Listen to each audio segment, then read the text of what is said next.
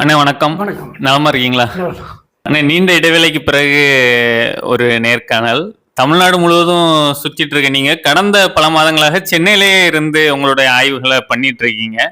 முக்கியமா நாங்களும் எங்க டீம் மூலமா பாத்தீங்கன்னா தென் மாவட்டங்கள்ல அதிகமா ஒரு ஆய்வுகள் பண்றோம். பெரிய அளவு நாம் தமிழர் கட்சிக்கான ஒரு ஆதரவு இருக்கு. அதுவும் விவசாய மக்கள், ஆடு மாடுகள் மேய்க்கிறவங்க அப்படின்ட்டு அவர்களுக்கு சீமான் மீதான ஈர்ப்பு அப்படிங்கிறது அதிகமா இருக்கு. சென்னையில படித்த மக்கள் மத்தியில முக்கியமா அங்க வந்து பாத்தீங்கன்னா ஒயிட் கலர் ஜாப்னு தான் சொல்லுவாங்க. எல்லாருமே ஆபீஸ் போறவங்க அப்படியான மக்கள் தான் அதிகமா இருப்பாங்க. அவர்கள் மத்தியில நாம் தமிழர் கட்சிக்கான ஆதரவு எப்படி இருக்கு? சீமான் அவர்கள் எப்படி பாக்குறாங்க? அமோகமா இருக்கு அப்படின்னு தான் சொல்லணும். ஏன்னா அடித்தட்டு மக்களே இன்னைக்கு அரசியலை உணர்ந்து இருக்கிறாங்க.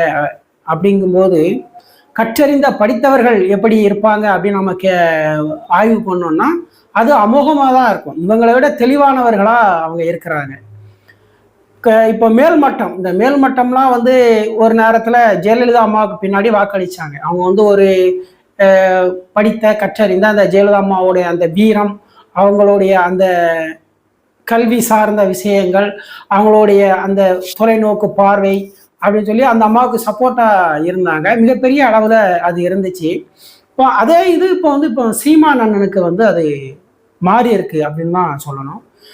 பிராமணர்கள் மத்தியில மாமிகள் குறிப்பாக அந்த மாமிகள்லாம் சொல்லணும்னா, நாங்கள் சீமான் வந்து இனி எங்க வீட்டு பிள்ளை, நாங்கள் சீமானுக்கு தான் வாக்களிப்போம். சீமான் உண்மையை பேசுறாரு, அவர் எந்த இடத்துலையும் ஃப்ராடு விடலை, எந்த இடத்துலையும் இந்த திராவிடர்கள் மாதிரி பொய் சொல்லலை அப்படின்னு சொல்றாங்க.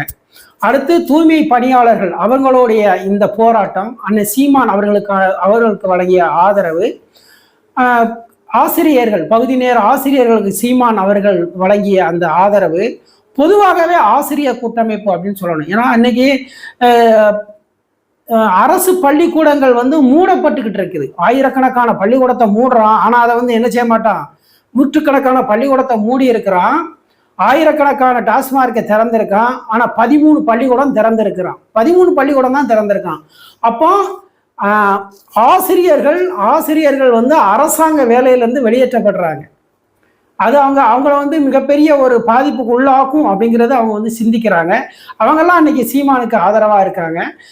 போக்குவரத்து துறையில் இருக்கிற அந்த தொழிலாளர்கள் அனைவருமே சீமானுக்கு ஆதரவாக இருக்கிறாங்க. அதெல்லாம் கண்கூட பார்க்க முடியுது, நம்ம வந்து கேட்க முடியுது. மேல்தட்டு மக்கள், இந்த பெரியார் என்கின்ற ஒரு பின்பம் இப்படியெல்லாம் தமிழர்களை கேவலமாக பேசியிருக்கு அப்படின்னு சீமான் வெளியில சொல்ல சீமானுக்கான ஆதரவு பெருகிக்கிட்டு தான் இருக்குது, குறைவானதாக இல்லை. பெரியாரை ஒவ்வொரு முறையும் இவர்கள் கேள்விக்குள்ளாக்கும் போதெல்லாம் சீமான் வந்து உயர்ந்து வந்துகிட்டே இருக்கிறார். அப்படி இந்த இன்றைய அரசியல் தளம் அப்படிதான் போய்கிட்டு இருக்குது. பெரியார் என்பவரை இந்த திராவிடம் தூக்கி சுமக்குது, பெரியார் என்ன செஞ்சார் அப்படின்னு ஒவ்வொரு கேள்விகளை இவங்க தேடி படிக்கும்போது பெரியார் என்கின்ற ஒரு அருவருப்பான ஒரு சக்தியை நமக்கு தந்தையான்னு சொல்றாங்களே அப்படின்னு சொல்லி இவர்கள் வந்து சினிமா கூத்தாடிகள், அவங்களுடைய வாழ்க்கை முறை இப்படித்தான் இருக்கும் அப்படின்னு சொல்லி திராவிடத்தை வந்து இந்த மக்கள் சாடுவதை நம்ம வந்து பார்க்க முடியுது. இப்படி ஒவ்வொரு தளங்கள்லையும் அண்ணன் சீமான் அவர்கள் உயர்ந்து நிற்கின்றார். மாணவர்கள் எழுப்புகின்ற கேள்விகள் மட்டுமல்ல, அவர்களுக்கு பதிலளிக்கும் விதமாக இருக்கட்டும். விவசாயம் என்பது குலத்தொழில் அல்ல, விவசாயம் என்பது குலசாமிகளின் தொழில் அப்படின்னு சொல்லி அவர் பேசுவதாக இருக்கட்டும்.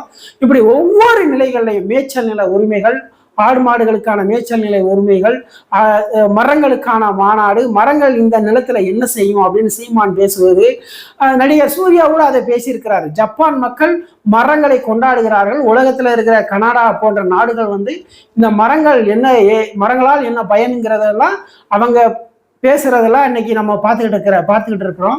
இப்படி ஒவ்வொரு இடங்கள்லையும் தேசிய இன மக்களின் எழுச்சியை நம்ம பார்க்க முடியுது. தமிழ் தேசிய இன மக்கள் சாதிகளை மறந்து இப்பொழுதுதான் முதல் முறையாக தமிழர் அப்படிங்கின்ற ஒரு விடயத்தை வந்து புரிஞ்சிருக்கிறாங்க. அதனால சீமான் வந்து உயர்ந்துகிட்டு தான் இருக்கிறாரு, உயர்ந்து கொண்டே இருப்பார். அவர் இந்த வருகின்ற சட்டமன்ற தேர்தலில் அவர் மிகப்பெரிய ஒரு சாதனையை செய்வார் அப்படின்னு நம்ம நம்புறோம். நிச்சயமான. இப்போ சென்னை அப்படிங்கும்போது கிட்டத்தட்ட 30% வந்து பிற மொழியாளர்கள் இருப்பாங்க. அவர்கள் மத்தியில முக்கியமா தெலுங்கர்கள், கன்னடர்கள் இவங்கெல்லாம் திராவிடர்களா உணர்றாங்களா? இல்ல நாம் தமிழர் கட்சியோட இந்த கொள்கைகளை உணர்ந்து, இல்ல நாங்க தெலுங்கு தேசிய இன மக்கள், கன்னட தேசிய இன மக்கள், எங்களுடைய அரசியல் புரிதல் இப்படி இருக்கு, அவர்களுடைய அரசியல்லாம் என்ன மாதிரி இருக்குன்னு? இப்போ பீகார்ல இந்த தேர்தல் நடந்துச்சு. அந்த தேர்தலில் வந்து திமுகவினர் வந்து பீகாரிகளை தாக்குறாங்க அப்படின்னா மோடி பேசுறாரு. ஆனா அவன் திமுகவினரை வந்து இங்க தமிழர்கள் அப்படின்னு சொல்லி திருத்தி இங்க பேசுறான். திமுகவினரை வந்து தமிழர்கள் அப்படின்னு சொல்றான். ஏன் அவர்களை திராவிடர்னு இவன் சொல்ல மாட்டேங்கிறான்? இதெல்லாம் வந்து மக்கள் வந்து ஒவ்வொரு கேள்விகளை வந்து இவங்க கேட்டுக்கிட்டே தான் இருக்காங்க. இப்ப என் கூட எல்லாம் பீகாரிகள் நிறைய வேலை செய்யறாங்க, சென்னையில வேலை செய்யறாங்க. இங்க தமிழ்நாடு வந்து அவங்களுக்கு வந்து நிறைய சம்பளம் கொடுக்கு. என் நண்பரே வந்து ஒரு 15 பீகாரிகளுக்கு வேலை கொடுக்குறாரு. உணவக வேலை போட்டு கொடுத்துருக்காரு. ஒவ்வொருத்தருக்கும் குறைந்தபட்ச சம்பளம் வந்து ஒரு நாளைக்கு 900 ரூபாய் சம்பளம் கொடுக்குறாரு. 1000 ரூபாயிலிருந்து 900 ரூபாய் வரை சம்பளம் கொடுக்குறாரு. அதுவே ஒரு மாஸ்டரா அப்படின்னு இருந்தா 1300 1500 ரூபாய் வரை சம்பளம் கொடுக்குறாரு. இப்படியெல்லாம் நாம அதை பார்க்கும்போது அவர்கள் மிகச்சிறந்த அறிவோடு இருக்கிறாங்க. அவங்க வந்து அரசியல் என்பதை வந்து அரசியல் ஞானத்தோடு இருக்காங்கன்னு தான் நாம சொல்லணும். அவர்கள்ட்ட நாம பேசும்போது சீமான் வந்து தமிழ் லீடர் அப்படின்னு சொல்லுவாங்க. சீமான் வந்து தமிழ் லீடர். அவங்க ஸ்டாலினுக்கு பயப்படலை, எடப்பாடிக்கு பயப்படலை, இங்க இருக்கிற அண்ணாமலைக்கு கூட அவங்க பயப்படலை, யாருக்குமே அவங்க பயப்படலை. அவங்க வந்து பயப்படுற தமிழர்களின் லீடர் அப்படின்னு சொன்னா அது யாருன்னா அது வந்து சீமான் தான் அப்படின்னு சொல்றாங்க. அப்போ அவங்க தெளிவா இருக்கிறாங்க. அவங்க கிட்ட நாம அரசியல் பேசும்போது அவர்கள் ஒரு புரிதலோடு ஒரு வரலாற்று உண்மையா சொல்றாங்க. நாங்கள் எப்படி எங்கள் தேசிய இன மகன் எங்களை ஆள வேண்டும் என்று நாங்கள் நினைக்கிறோமோ அதுபோல உங்கள் தேசிய இனத்தை உங்கள் மகன் தான் ஆள வேண்டும், சீமான் சரியான ஆளுதான் அப்படிங்கிறத அவங்க சரியா சொல்றாங்க. அப்போ இதையத்தான் அடித்தட்டுல இருக்கிற மலையாளிகள், இதையத்தான் கன்னடர்கள், தெலுங்கர்கள் எல்லாமே சொல்றாங்க. நல்லா ஒரு விவாத நிகழ்ச்சிக்கு போகும்போது அந்த என் அருகில இருந்த அனைவருமே வந்து தெலுங்கர்கள். நான் சீமான் கட்சியில இருந்து வந்தேன்னு சொன்னோன்னே எழுந்து நின்று எனக்கு வந்து மரியாதை செஞ்சாங்க. நீங்க சீமான் ஆதரவாக தமிழ் ஏன்னா எல்லாரும் சொல்றதுக்கு பயப்படுவாங்க. தமிழ் தேசியம் அப்படின்னு இப்ப புதுசா இவங்க வந்து அப்படி ஒரு தமிழ் தேசியம் இவர்கள் இனவாதம் பேசுகிறார்கள். ஏன் விசிக கூட நம்ம வந்து பயமுறுத்துது. இப்படி ஒவ்வொருத்தரும் நம்மளை பயமுறுத்தும் போது அவர்கள் நாம் தமிழர் கட்சி அப்படின்னு சொன்னோன்னே எழுந்து நின்று மரியாதை செய்யறான். அன்பாக பேசுவார்கள், அரசியலை நாகரிகமாக பேசுவாங்க, தனி மனித தாக்குதல் இருக்காது, அவதூறு பேசமானா இந்த மண்ணுக்கான மக்களாக இவர்கள் இருப்பார்கள் சொல்லி அவ்வளவு மரியாதை செலுத்துறாங்க நாம் தமிழர் கட்சி. கன்னடர்கள், தெலுங்கர்கள், இங்க இருக்கிற மலையாளிகள் சீமான் வெல்ல வேண்டும், எங்களுக்கு இங்க இருக்கிற வாக்குரிமையை நாங்கள் பயன்படுத்தி சீமானுக்கு தான் வாக்களிப்போம் அப்படின்னு சொல்ற தெலுங்கர்கள் இந்த நாட்டில் இருக்கிறாங்க. நாங்கெல்லாம் அவர்களோடு பேசி பழகும் போது அவர்கள் சொல்கிற வார்த்தைகள். ஆனா இங்க இருக்கிற திராவிட ஊடகம், இந்த கருணாநிதி திமுக கும்பல், இந்த திடல் திண்ணிகள் வைத்திருக்கிற இந்த திராவிட ஊடகங்கள் வந்து சீமானை திட்டுவதற்கென்றே வளர்க்கப்படுகின்ற நாய்களை வைத்து சீமானை எதையாவது அவதூறு பேசுவது, எதையாவது அவர்களிடம் சொல்வது, அந்த பொய்களை எல்லாம் சீமானை அசிங்கமா பேசுவதையெல்லாம் அதே தெலுங்கு சமூக மக்கள், அதே கன்னடர்கள் பார்த்துக்கிட்டு தான் இருக்கிறாங்க. திராவிடம் என்று ஒன்று எங்குமே கிடையாது, திராவிடம் என்று ஒன்றுமே இல்லை, நாங்கள் திராவிடர்கள் அல்ல, நாங்கள் தெலுங்கர்கள், நாங்கள் கன்னடர்கள், நாங்கள் மலையாளிகள்னு சொல்ற மனிதர்கள் தான் இங்க இருக்கிறாங்க. இவன் திராவிட அப்படின்னு சொல்லி அவன் வச்சிருக்கிற பணத்தை வச்சு உருட்டிக்கிட்டு இருக்கிறான். அவன்கிட்ட பெரிய பணம் இருக்குது, பெரிய ஊடக பலம் இருக்குது, அதை வச்சுதான் இவன் இப்படி பேசுறானே தவிர இவர்களுக்கு என்று எந்த கொள்கையும் கிடையாது. இப்போ திராவிடம்னா என்ன அப்படின்னு இவன் கொண்டு வந்து நிறுத்திருக்காம்னா, திராவிடம்னா திருடன், பொய்யன், ஃப்ராடு விடுவான், ஊழல் செய்வான், லஞ்சம் வாங்குவான், இந்த தமிழர்களை ஏமாற்றுவான் அப்படிங்கிறதுக்குள்ளதான் வந்து திராவிடனை கொண்டு வந்து நிறுத்தி இருக்கிறான். அதனால அந்த திராவிடன் என்று சொல்வது வந்து எங்களுக்கு பெருமை இல்லை அப்படின்னு ஒரு தெலுங்கர் சொல்றத நம்மளால கேட்க முடியுது, ஒரு மலையாளி சொல்றதை கேட்க முடியுது, கன்னடர் சொல்றதை கேட்க முடியுது.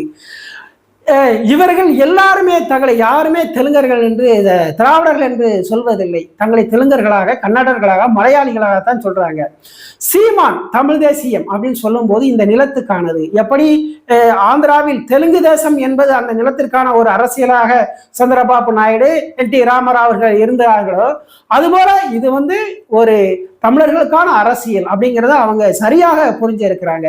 இப்ப கன்னட சமிதி இருக்குது, அவர்கள் இனவாதிகள்னு போய் இந்த ஸ்டாலினோ, இந்த திராவிட கும்பல், இந்த ஷானவாஸ், இந்த விசிக ஷானவாஸ், இவர்கள்லாம் போய் அங்க போய் பேசிட்டு வந்துட முடியுமா? அரங்கத்தை விட்டே வெளியில வர முடியாது, உயிரோடையே வர முடியாது. இவங்க சும்மா இங்க வந்து பேசுவான், நம்ம கிட்ட வந்து தேசிய அரசியல், திராவிட அரசியல் அப்படின்னு பேசுவான்.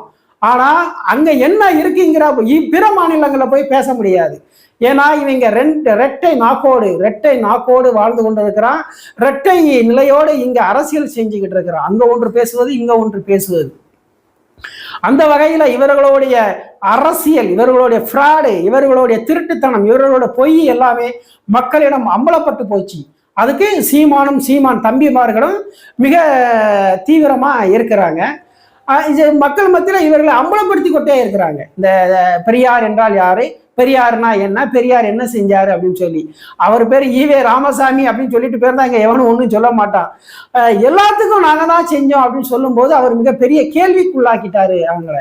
அதுக்கு திருமாவளவன் அவர்களே சொல்றாரு, பெரியாரின் பிம்பத்தை உடைச்சிட்டாங்க அப்படின்னு. ஆமா, பெரியாருங்கிற பின்பத்தை உடைக்கிறது மட்டுமல்ல, அது இங்க இல்லாமலே செய்வதுதான் நாம் தமிழர் கட்சியின் கொள்கை அப்படிங்கிறத வந்து இவங்க பறைசாட்டிட்டாங்க. அதன் மூலமா மக்கள் மிகப்பெரிய ஒரு அமோக ஆதரவை நாம் தமிழர் கட்சிக்கு வழங்கிக்கிட்டு இருக்கிறாங்க.